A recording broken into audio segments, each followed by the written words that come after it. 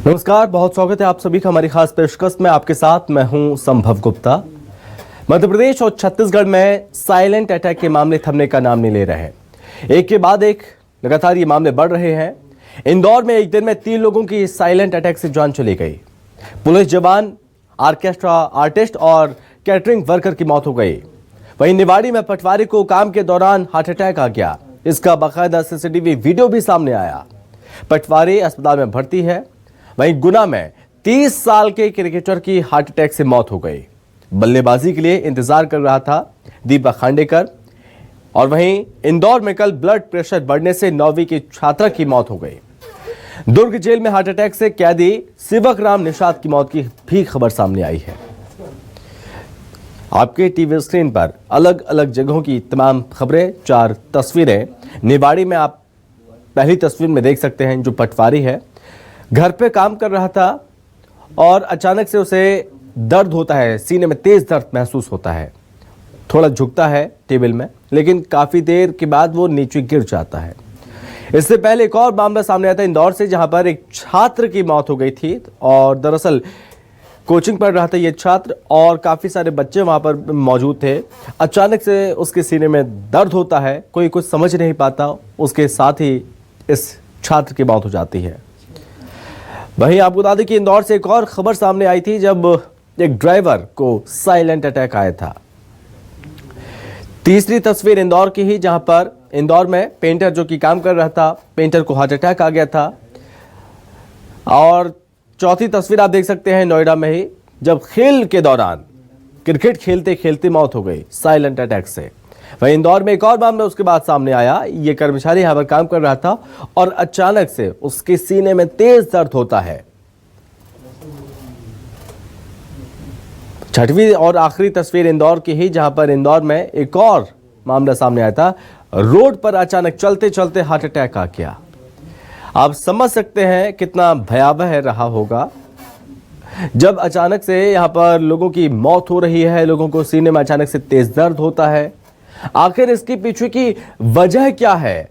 ऐसे मामले लगातार क्यों बढ़ रहे हैं? और हम लगातार ये देख रहे हैं कि बीते कुछ समय से, बीते कुछ दिनों में ये मामले लगातार तेजी के साथ बढ़ रहे हैं। हार्ट अटैक से लोगों की मौत हो रही है। जो अच्छे खासे स्वस्थ है, जो फिट है पूरी तरह से, उनकी जान जा रही है। जो जिम जाते हैं, एक्सरसाइज करते हैं, वो भी इससे अछूते नहीं हैं, वो भी इसकी चपेट में ही आ जाते हैं। आपको बता दें कि इसमें उम्र का कोई बंधन नहीं है कि कोई बुजुर्ग को ही हार्ट अटैक आ रहा हो। जिसकी उम्र 25 साल, 26 साल, 30 साल, इन उम्र के लोगों को भी हार्ट अटैक आ रहा है। हम आपको अलग अलग जगहों की वो तमाम तस्वीरें दिखा रहे हैं, जब कोई वाहन चलाते समय हार्ट अटैक का शिकार हुआ, कोई काम करते करते हार्ट अटैक का शिकार हुआ।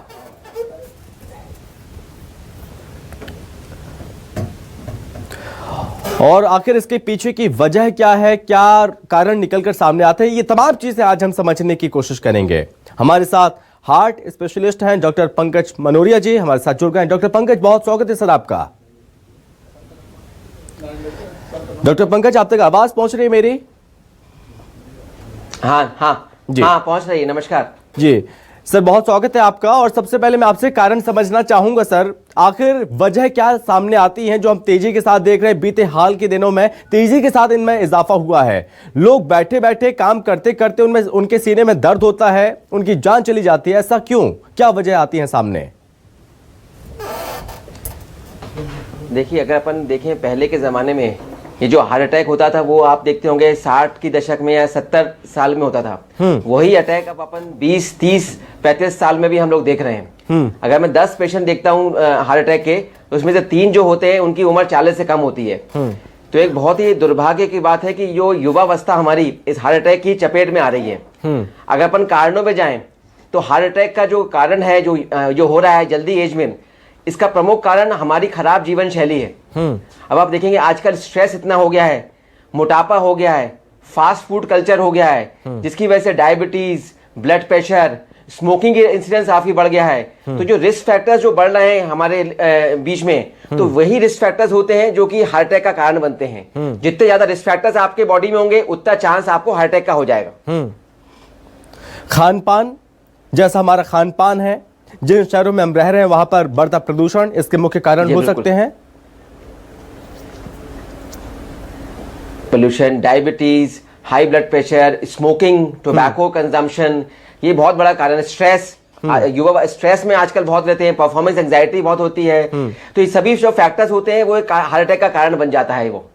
और आजकल हमने देखा है, क्या देखा है कि जो हमारे युवा वर्ग है वो सिर्फ अपनी फिजिकल फिटनेस पे ध्यान देते हैं।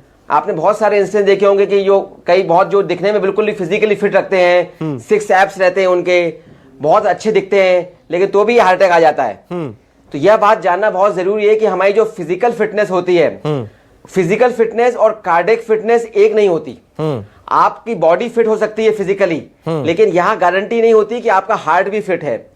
आपका हार्ट फिट है कि नहीं ये आपके कार्डियक मेटाबॉलिक पैरामीटर्स पे डिपेंड करता है, जैसे कि आपका ब्लड प्रेशर कितना है, आपका आपको डायबिटीज है तो नहीं, ब्लड शुगर कितना है, आपका कोलेस्ट्रॉल कितना है, आपकी फैमिली हिस्ट्री तो नहीं है हार्ट अटैक की, आपका बीपी कितना है।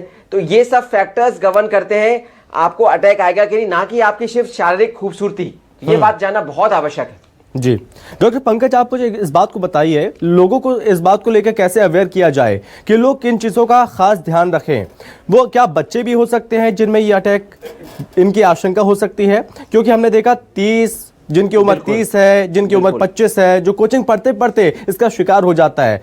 किन बातों का ख्याल रखा जाए? बिल्कुल,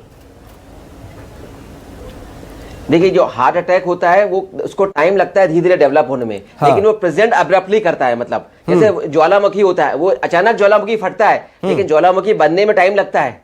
इसीलिए अपन ये जो हार्ट अटैक का जो प्रेवलेंस है, अगर हम रिस्क फैक्टर्स कंट्रोल में रखेंगे और अच्छी जीवन शैली जिएंगे, तो ये हमें अपनी जो अच्छी जीवन शैली करना है वो हमें 25 साल से ही स्टार्ट कर देना चाहिए, बहुत अर्ली एज में ही, कि हम अच्छे से स्मोकिंग नहीं करेंगे, नमक कम खाएंगे, सब ये सब जो अच्छी जीवन शैली। हमें वेट नहीं करना है कि 50 के बाद हम ये अपना लागू करें, क्योंकि हम लागू करेंगे अर्ली एज में, जब जाके हम अपने अटैक को जो होता है 40-50 साल में उसको हम प्रिवेंट कर सकते हैं जी। और अटैक को प्रिवेंट करने के लिए हम बहुत एक सिंपल फॉर्मूला बताऊंगा।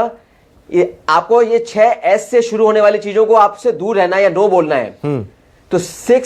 तो से नो टू 6S। ये S है शुगर, शुगर से दूर रहना है। स्मोकिंग, थर्ड है सॉल्ट, फोर्थ है सैचुरेटेड फैट्स, फिफ्थ है सेडेंट्री लाइफस्टाइल, मतलब एक्सरसाइज नहीं करना, और छठा S होता है स्ट्रेस। तो अगर ये 6S को हम नो बोलेंगे या 6S की जो शुरुआत हो रही है चीजों को से दूर रहते हैं, तो आप अटैक को काफी हद तक रोक सकते हैं। डॉक्टर पंकज, आप मुझे ये भी बताइए कि क्या महिलाओं के मुकाबले पुरुषों में ज़्यादा ये आशंका देखने को मिलती है कि वो इसकी चपेट में ज़्यादा आते हैं, या ये केस महिलाओं में भी आप देखते हैं अमूमन?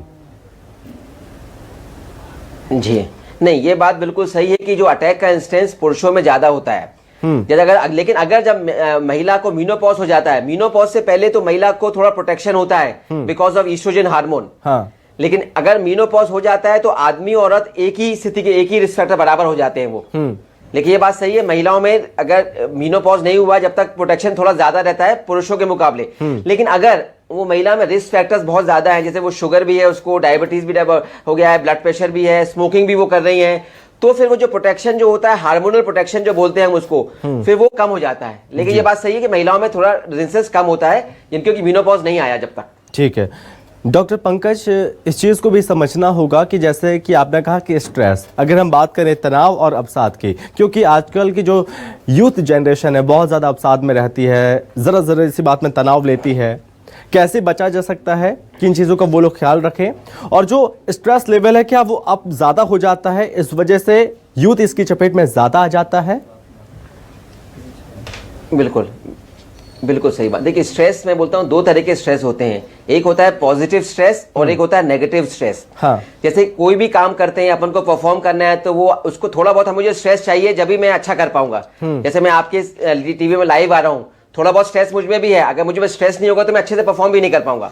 लेकिन एक लिमिट के बाद अगर स्ट्रेस बढ़ता है तो वो नेगेटिव स्ट्रेस में कन्वर्ट हो जाता है, तो उससे आपकी परफॉर्मेंस कम हो जाती है। तो थोड़ा बहुत स्ट्रेस करिए, अच्छी बात है, ताकि परफॉर्म हो। लेकिन अगर जरूर ज्यादा स्ट्रेस करते हैं, ओवर थिंकिंग करते हैं अपन, बहुत ज्यादा एंजाइटी रहती है अपने आप को, तो उससे क्या होता है कि हार्ट की धड़कन बढ़ती है, ब्लड प्रेशर बढ़ता है, उसमें स्पाइक्स आते हैं, कम ज्यादा होता है। तो ये जो वेरिएशन होता है हार्ट रेट में, ब्लड प्रेशर में, स्ट्रेस की वजह से होता है। ये हार्ट की जो वेसल्स होते हैं उनको डैमेज करता है, उनकी अंदरूनी एंडोथेलियम होता है वो डैमेज होता है, और जब वो डैमेज हो जाती हैं तो उसमें ब्लॉकेज के चांस बढ़ जाते हैं। इसलिए हम लोग बोलते हैं कि फ्लक्चुएशंस जो होते हैं हार्ट रेट और ब्लड प्रेशर में, वो बहुत हार्मफुल करते हैं बॉडी को और बॉडी के हार्ट को। जी डॉक्टर पंकज, जैसे कि आपने अभी जिक्र किया था 6S को आप नो कहिए, इसमें से अगर मैं 2S को काउंट करूं, शुगर और सॉल्ट, क्योंकि इसके बिना लोग नहीं रह पाते हैं। अगर वो नमक नहीं खाएंगे तो उनको स्वाद नहीं आएगा, वो मीठा नहीं खाएंगे तो रह नहीं पाएंगे, कुछ ऐसी चीजें होती हैं। इसको पूर्णतः क्या बंद करना क्या सही होगा?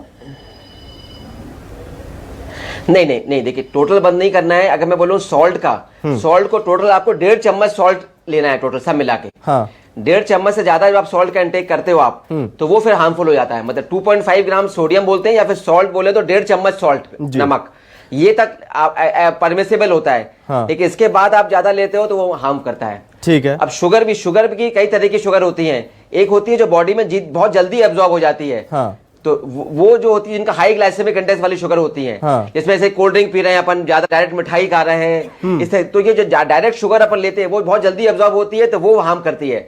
तो कॉम्प्लेक्स कार्बोहाइड्रेट लेना है जिसमें कि शुगर धीरे धीरे एब्जॉर्ब हो। हाँ। इस तरह से लेना है। डायरेक्ट शुगर इंटेक करना वो हार्मफुल होता है। यानी कि जो लोग दिन भर में 11 चम्मच शुगर लेते हैं उसको वो कम किया जाए, उसमें हाफ करें। यानी कि 5 दिन भर में 5 शुगर ले सकते हैं, 5 चम्मच शुगर ले सकते हैं, राइट? हाँ। और नमक बोले तो सिर्फ 1.5 नमक का आपने जिक्र किया, मुझे एक चीज याद आती है। WHO की जो गाइडलाइन है उसमें ये कहा जाता है कि जो इंडियंस हैं वो 11 ग्राम दिन भर में नमक का सेवन करते हैं, जो कि बहुत ज्यादा हार्मफुल होता है। अगर इसको हम कम करें, मैक्सिमम 5 ग्राम इसको हम लेकर आए, तो 25 से 30 लाख लोगों की जो जान आसानी से बच सकती है। क्या ये सच है? बिल्कुल सही बोला, बिल्कुल सही बोला। इंडियंस लगभग 2 से 3 गुना वेस्ट के कंपैरिजन में हम लोग ज्यादा नमक खाते हैं। और जो इंक्रीज सॉल्ट होता है वो हाई ब्लड प्रेशर का बहुत बड़ा कारण होता है, और high blood pressure heart attack का बहुत बड़ा कारण बन सकता है। ठीक है डॉक्टर पंकज, बहुत धन्यवाद आपका हमसे बातचीत करने के लिए और तमाम जानकारी देने के लिए भी, और लोगों को अवेयर करने के लिए भी बहुत धन्यवाद डॉक्टर पंकज आपका। तो कृपया आप लोग इन बातों का जरूर ध्यान रखें, अपने खान पान में जरूर बदलाव करें। निश्चित तौर पर इस जो ये बीमारी है इससे आप लोग दूर जरूर रह सकते हैं। फिलहाल वक्त एक छोटे से ब्रेक का, जल्द लौटेंगे।